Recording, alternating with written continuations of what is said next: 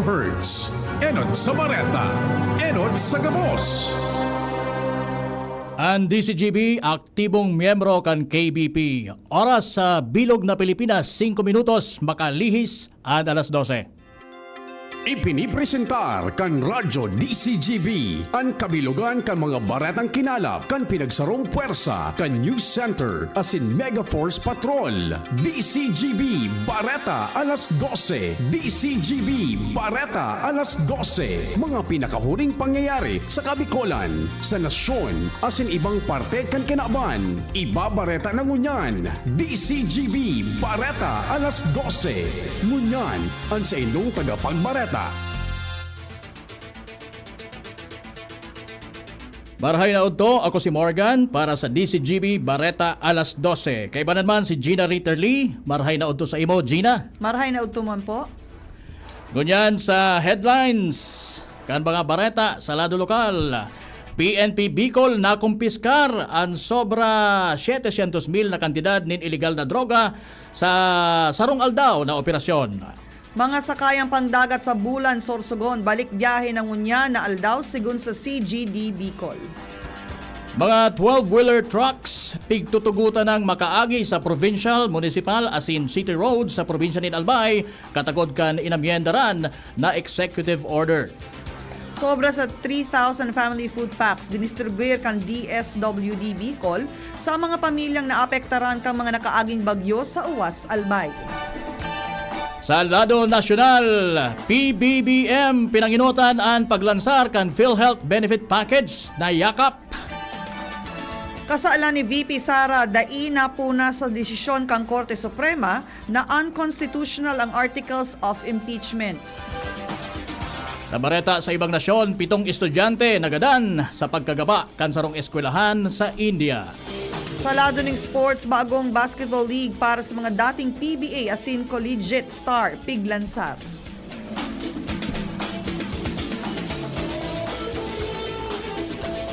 Ngunyan para sa mga detalyes kan mga bareta sa lado lokal.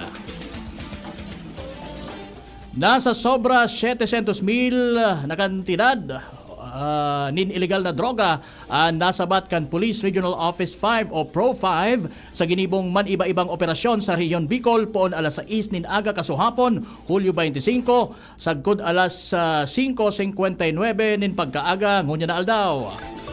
Sigun kay Police Brigadier Nestor Babagay Jr., 4 na persona ang naaresto kan pulisya sa laog kan tulong operasyon na ginibo kung sain na kumpiskar kan mga ini ang 103 na gramo nin illegal na droga. Puwera pa kaini na sa sabing durasyon na arestar man ang 4 na most wanted person asin siyam na other wanted person sa laog kan ginibong 11 operasyon kan mga hipatura. Mientras na nakumpiskar, na-recover, idiniposito asin isinurrender man kan Pro 5 ang totalmenteng 5 mga badil katakod kan ginibong anom na operasyon kan ahensya manungod sa loose firearms. Puwera ka ini 5 ang arestados kan Pro 5 sa laog nin tulong operasyon katakod kan espuersos kan ahensya laban sa illegal na sugal. Totalmente ang 3,106 individuals o 810 na households hali sa 12 barangay sa probinsya ng Albay ang nairehistro kang Albay Public Safety and Emergency Management Office o APSIMO na nakaistar sa laog kang 6-kilometer radius Permanent Danger Zone o PDZ. Sigun kay Research and Statistics Division Head John Eugene Vincent N. Escobar, ang datos ipiniresentar sa ginibong paghururon asin validation manungod sa pinal asin updated na datos kan mga populasyon na maaapektaran eng kaso magtuga ang bulkan mayon. Dagdag pa kan opisyal ang mga barangay na apektado anhali sa munisipyo asin syudad kan Tabaco City, Malilipot, Daraga, Kamalig, Ginubatan asin Ligao City. Sinabi pa ni Escobar na mawot kan ginibong validation na maaraman ang datos kang populasyon tangani makagibonin magkakanigong polisiya ang lokal na gobyerno bilang preparasyon eng kaso magtuga ang bulkan. Tinawanduon pa kang opisyal na makakatabang ini na mapakarhay ang mga marker o palatandaan nin patanid tangani masiguro na maporterhan ang harong, istruktura asin residente sa laog kang PDZ as in extended danger zone. Pigtutugutan na sa Giraray na mag-agi ang mga 12-wheeler trucks o mas magabat pang bihikulo sa provincial, municipal, as in city roads katakod kan ipinaluwas na Executive Order Number 5A Series of 2025 na pirmado ni Albay Governor Noel Rosal.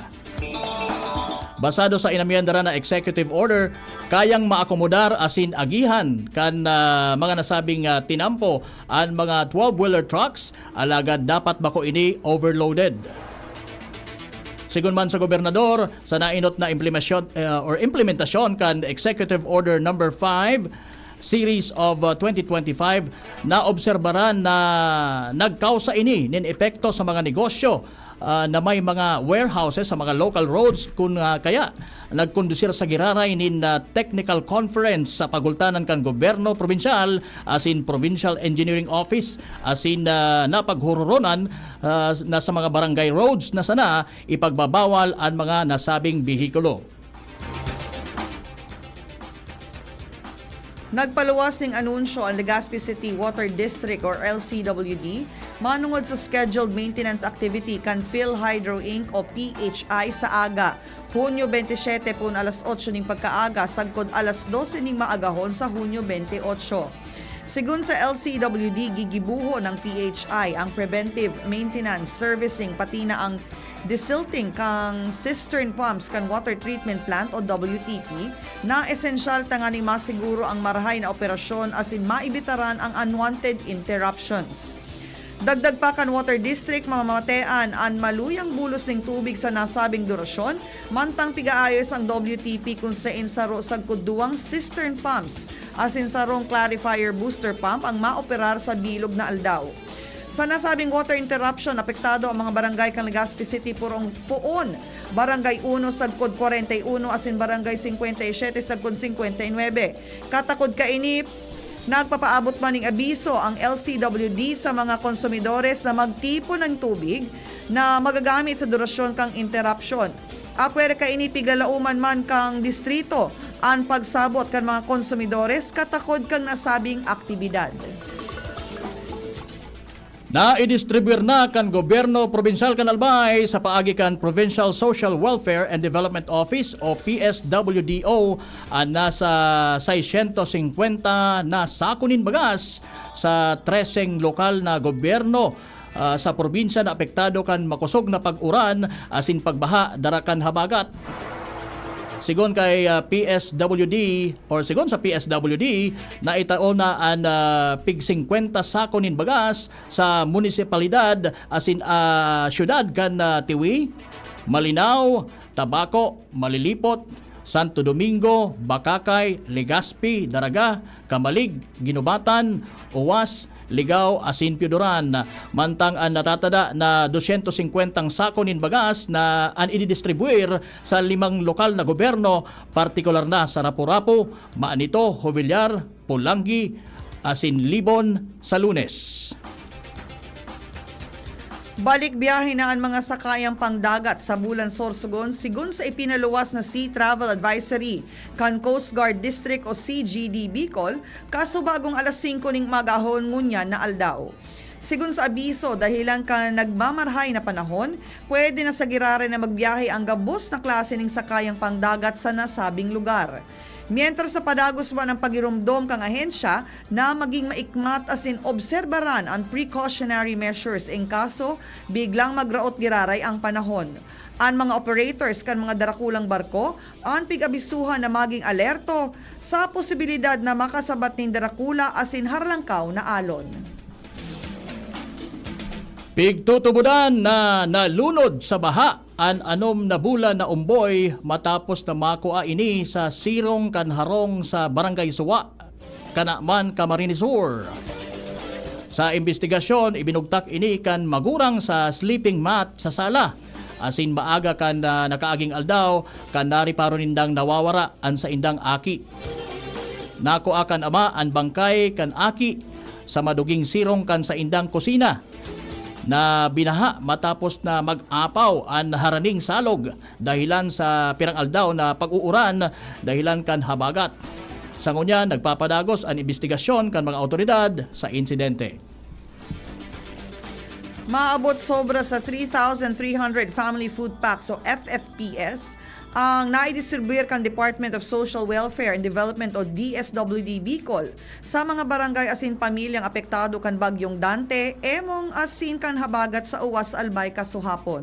Segun sa ahensya, anum na barangay ay natawanan kang nasabing asistensya, partikular na ang barangay Calzada asin 5 coastal barangay kan Maramba, Badian, Kagmanamba, Tapel, asin Nagas na kaibahan kan mga vulnerable places kada bes na may nagtatamang kalamidad sa probinsya ning Albay. Asin yan ang kabilugan kan mga bareta sa lado lokal. Iba pang maiinit na bareta sa sabuyang pagbabalik. Bakunang angat, serbisyong dapat. Sa presyong abot kaya at matapat. Lahat ng yan, nasa Rabvax. Nakagat o nakalmot ka ba? Huwag mag-alala. Rabvax Animal Bite Center ang inyong kaagapay para sa pinagkakatiwalaan, mura, ligtas at siguradong proteksyon laban sa rabies. Bukas po kami 8 a.m. to 5 p.m. mula Lunes hanggang Sabado. 8 a.m. to 12 noon naman every Sunday. And on holiday, pwedeng-pwede pati walk-in. Ang aming mga branches, Rabvax Legazpi, R&R Suite Sagmin, Legazpi City, near Aleco. Rabvax Ligao, in Barangay Tuburan, Ligao City. Rabvax Tabaco, beside Siga Hospital. Rabvax Iriga, in front of Yusan Iriga. Rabvax Irusin Sorsogon, malapit sa Irusin District Hospital. And now open, Rabvax Masbate, along Municipal Road, Barangay Kalipay, Masbate City. Rabvax Pilar, Rabvax Castilla, Rabvax Piuduran, and Rabvax Cubao Metro Manila. Like us on Facebook. Maging bakunado at protektado. Piliin ang alagang Rabvax. Piolo Pascual po. Sa ubo at hika, may Plemex Forte syrup and bottles. Pero para sa ginhawang kailangan agad, may Plemex Forte capsule and blister pack. Madaling bitbitin, kayang ibulsa. Gawa sa natural na lagundi na tumutunaw at nagpapalabas ng plema. Convenient na, ginhawa pa. Plemex Forte Lagundi in capsule. Basta lagundi, Plemex. Easy! Vitex Segundo L is the generic name of Plemex Forte. If symptoms persist, consult your doctor. Coronavirus ba ang hadlang sa pag-aaral ninyo? Andito na ang Southern Luzon Technological College Foundation Incorporated ay gumawa ng hakbang sa mga gustong mag-aral sa junior, senior high school at kolehiyo. Ang SLTCFI ay handang umagapay sa mga mag-aaral upang may pagpatuloy ang kanilang pag-aaral at pagharap sa new normal o sa makabagong panahon na ating kinakaharap. Sila ay nag-o-offer ng flexible blended learning o online or offline/modular classes. Kung may sapat na gadget o may maayos na internet connection, maaari niyang piliin ang online classes. At kung ang estudyante naman ay walang sapat na gadget at walang maayos na internet connection, maaari niyang piliin ang offline/modular classes. Sa ganitong paraan, malaki ang matitipid ng mga magulang, wala na silang iisipin na pamasahe, baon at iba pa na kinakailangan. Ngayon, mas magagabayan palalo ng mga magulang ang kanilang mga anak at higit sa lahat, masisiguradong mapaprotektahan pa sila sa mga pwedeng masagap sa labas tulad ng COVID-19. SLTCFI course offered junior high school, grade 7 to grade 10, senior high school, grade 11 to grade 12 with academic track, STEM, GAS, ABM, and HUMSS. College, Bachelor of Secondary Education, majors in English, Mathematics, and Filipino. Bachelor of Technical Vocational Teacher Education Program, Bachelor of Science in Business Administration, major in Human Resource Development Management, major in Business Process Service Management, and major in Financial Management, Bachelor of Tourism Management, Bachelor of Science in Computer Science, Bachelor of Science in Information System, Associate in Computer Technology. What are you waiting for? Enroll now in our online registration. Visit www.sltcfi.com/ENROL. And for more information, please contact us at 0977-147-3488. Basta SL, wow! Nagbabalik po ang DCGB Bareta alas 12. Ngunyan sa detalye kan mga bareta sa lado nasyonal. Tanganing mas maging madali na makakuan in serbisyong pansalud, piglansar ni Presidente Ferdinand Marcos Jr. ang Yaman ng Kalusugan o YAKA program kan PhilHealth or Philippine Health Insurance Corporation o PhilHealth. Kamawotan kan programa na magtaonin mas komprehensibong primary health package, partikular an mas dakol na bulong. Dagdag na laboratory test as in cancer screening sa mga accredited na health facilities sa bilog na nasyon. Sinabi kan Presidente na sa paagi kanya ka program kan PhilHealth, dinagdagan ang mako-cover na bulong gikan sa 54 magiging 75 asin pigpupursigir na ang ditiligasyon kan ahensya para sa mas makaskas ang proseso sa registration asin consultation. Sa paagi kan eGov Super App, magiging madali ang pagkua nin reseta asin ipahiling na sana or ipapahiling na sana ang QR code sa PhilHealth accredited na mga butika. Piglinaw kan Presidente na bako naman bago ang programa imbes pinahiwas asin pinakaray sana ang serbisyong mapapakinabangan kan mga miyembro kan PhilHealth para sa indang salud. Mantinidong stable ang presyo kan mga pangenot na barakalon sa mga lugar na tinamaan kan mga barangkang bagyong Krising, Dante, asin Emong. Ini ang report kan Department of Trade and Industry or DTI kay President Ferdinand Marcos Jr. matapos ipag-orden kan Presidente na pakusugon ang pagbantay sa presyo kan mga barakalon para maiwasan ang pag-aabuso asin pag-aprobitsar kan mga tusong negosyante. Sigun kay DTI Secretary Cristina Roque, daing pagbabago sa presyo kan mga pangenot na bakalon o barakalon asin prime commodities asin supisyente ang supply kan mga supisyente ang mga supply sa lugar na ipinairarom sa state of calamity. Nagpautob na sigun sa iya ang regional asin provincial officers kan DTI ning padagos na monitoring, tanganing masiguro na nagsusunod ang mga negosyante asin maiwasan ang pag-ubuso sa mga konsumidores na naapektaran kan mga kalamidad. Sinabi ni Roque na nakaluwas na ang gabos na sa indang monitoring teams sa mga apektadong lugar asin pigmo-monitor ang presyong pampublikong merkado asin sa mga supermarket tanganing protehiran ang interest kan mga konsumidor asin masigurong stable asin patas ang presyo kan mga barakalon. Ang Pilipinas ang may saro sa pinakahalangkaw na minimum wage level sa sur na sirangan kan Asia. Ini ang pahayag ni Labor Secretary Bienvenido Laguesma mantang nagkukusog ang pagkarampag para sa 200 pesos na legislated wage hike. Ito ang pahayag ni Labor Secretary Bienvenido Laguesma habang tumitindi ang pagkalampag para sa 200 peso legislated wage hike. Sigun kay Laguesma, piglalaoman niyang itatampok ni Presidente Ferdinand Marcos Jr. ang jobs growth sa iyang ikaapat na State of the Nation Address sa maabot na Lunes, Hulyo 28, imbis na suportahan ang mahiwasan na across-the-board increases.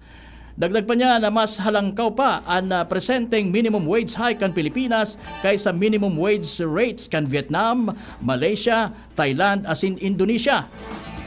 Mientras nabilang kasimbagan sa mga legislador asin labor groups na pigpipirit ang 200 peso na legislated wage increase, sinabi ni Secretary Ledesma na sobra 85% kan gabos na wage adjustments magpuon kang 1990, ipinautob kan mga board na ini asin bako sa nang bilang pag-aksyon sa mga petisyon. Nagpahayag ning pagkauyam ang mga kongresista sa naging desisyon kan Korte Suprema sa unconstitutional ang impeachment case laban kay Sara Duterte. Para kay Akbayan Party List Representative Chel Jokno na daing binalgar ang Kamara de Representantes ang 1-year bar rule o ang pagbabawal na sobra sarong impeachment case na isinumitir laban sa impeachable official sa laog ning sarong taon. Siriman kaini ang naging pahayag ni Akbayan Representative Percy Sendanya. Sinabi man ni ACT Teachers Party List Representative Antonio Tino, ipinahiling kan desisyon kan Supreme Court ang kadifisilan na mapanimbag ang korap na opisyal sa banwaan. Sinabi ni Kabataan Party List Representative Reneco, ang new normal ang pinapautob kang Supreme Court. Gadan ang 7 aki matapos ang pagkagaba kan atop asin lanob kan eskwelahan sa Western India. Sigon sa investigasyon kan mga otoridad, bigla na sanang nagaba ang parel asin bubong mantang nagkaklase ang mga aki sa Jalar District sa Rajasthan State. Iguang 26 na ibang mga biktima man ang nairehistrong lugadan sa nasabing insidente. Maabot na sa 60 na mga estudyante, mga paratukdo as in staff members ang nasa laog kan sarong eskalon sa naedipisyo kan nangyari ang aksidente.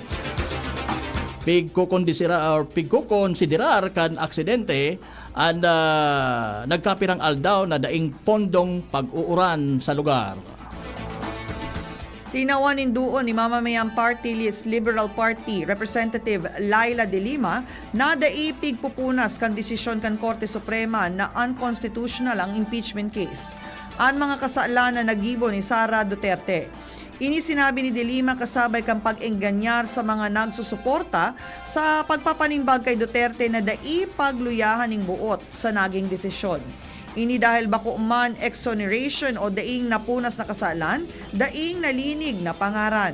Paliwanag niya na technical ang desisyon. Ang mga alegasyon mantinidong totoo, seryoso, asin daing nasisimbag, dagdag pa ni De Lima. Sinabi ni De Lima na padagos siyang naninindugan para sa sarong gobyernong totoo, ang panimbagan asin padagos siyang mabantay.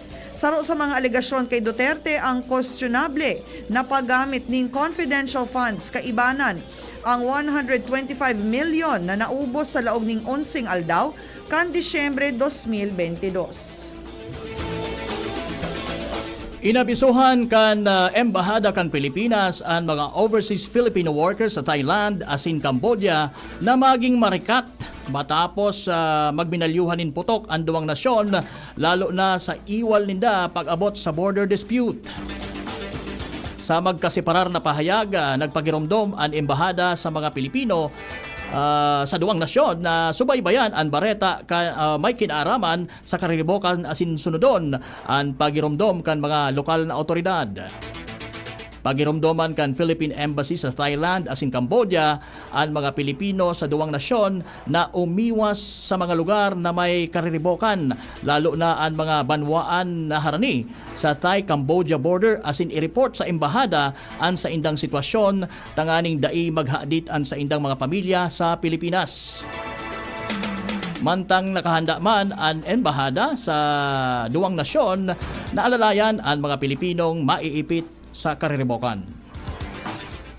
Sa Bareta tapos sa lado ng sports sarong bagong basketball league na inapod na V-Cup ang piglansar kang V-Sports sa pangingenot ni Jimmy Velasquez na kamawota ng tawaning second shot as in glory ang mga dating PBA players as in collegiate stars sa edad na 40 pa itaas. Segun kay Velasquez na greatness does not end at 40. Ang V-Cup bako sa namanungod sa kompetisyon kundi pagtauning halaga sa pag-aramigo, ikaduwang pagkakataon asin pagrespeto sa pinaghalian kan lambang atleta. Suportado inikang sa iyang agom na si Bianca Lapus, daing ang aktres, nangunyan aktibo sa marketing asin production kan liga. Sa ngunyan may 8 teams na nakaentra, kada saro may average na 25 players as in may pagkakataon na kumuaning ex-pro players. Ang kawat pigigibo kada Lunes as in Huwebes sa laog ning 3 bulan. Ang primerong kawat ginibok ang Hunyo 5 sa Treston International College sa Taguig as in may masunod pang laban sa Makati. Kamawotan kang V-Cup na tawaning espasyo ang mga veterano kan kawat para sa giraray na makapagkawat sa halangkaw na level mantang nagtataon ng inspirasyon sa mas hoben na player.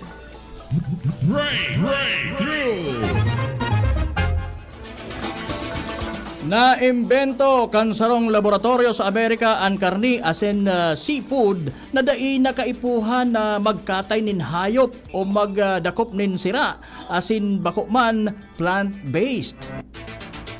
Ginibog ang Upside Foods sa California, USA ang kakaibang produkto kung saan sa paagi ka na nakolektang o nakokolektang animal cells kaya na makagibo nin karne nin hayop asin seafood. Ang mga nabibilog na cells, pigkakaag sa cultivators na pighahaluan nin mga nutrisyon asin bitamina bilang growth medium. Puundigdi nabibilog na ang mga cells bilang karne. Ang ginibok kan Upside Food, aprobado kan Food and Drugs Administration or FDA kan Amerika. apwera sa mas ethical sa mga hayop ang mga karne nagibo kan laboratorio, environment friendly ang proseso kaini kumpara sa animal agriculture na dakula ang kontribusyon sa global warming. Istorya na iiba. Sarong morning news anchor ang nakatapos ning sa iyang pagbabareta mantang nagli-labor. Kan Mayo 21 bandang alas 4:15 ni magahon, nagputok ang panubigo ni Olivia Jacket, anchor kan sarong estasyon sa Albany, New York. Imbis na magpahatod sa ospital, pinili ni Jacket na ipadagos ang 6 a.m. newscast. 2 oras kan magpuon ang sa iyang pagli-labor. Sigun kay Judith, early stage pa man sa naka-labor kang sa iyang namamatean, asan harayo pa man ang sa iyang contractions. Apisar ka ini tinapos niya ang bilog na programa bago siya dinara sa ospital. Sa broadcast, mahihiling ang sarong countdown timer sa screen na nagpapahiling na 2 aldaw na siyang overdue sa iyang due date. Pebrero kang inanunsyo ni Judith asin kan sa iyang agom na si Tin ang sa indang pagbado. Inumaw kan sa indang news director si Judith, katakod kang ipinahiling na isog asin professionalism ni Judith.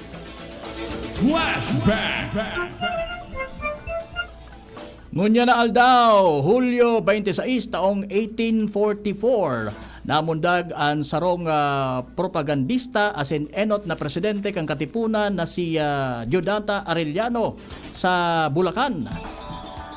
Kan matapos ang kursong bookkeeping sa Ateneo Municipal nagtrabaho siya bilang clerk sa Arsenal kan Military Artillery Corps.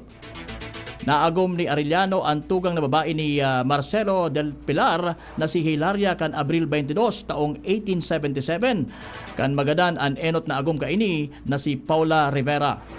Kan Hulyo 7 taong 1892, ginibo ninda nina Andres Bonifacio, Teodoro Plata, Valentin Diaz, Ladislao Diwa, asin Jose Dizon ang katipunan sa iyang harong sa 72 Ascaraga Street.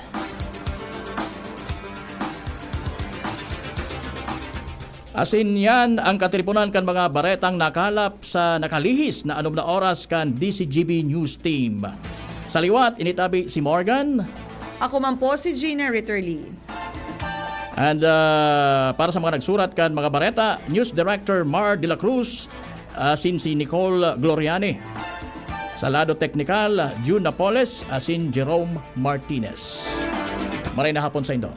Happy lunchtime. Sa indong nadangog ang mga darakulang bareta ngunyan na aldaw. Ang tabayan ng giraray sa aga, ang sarupang edisyon kan DCGB.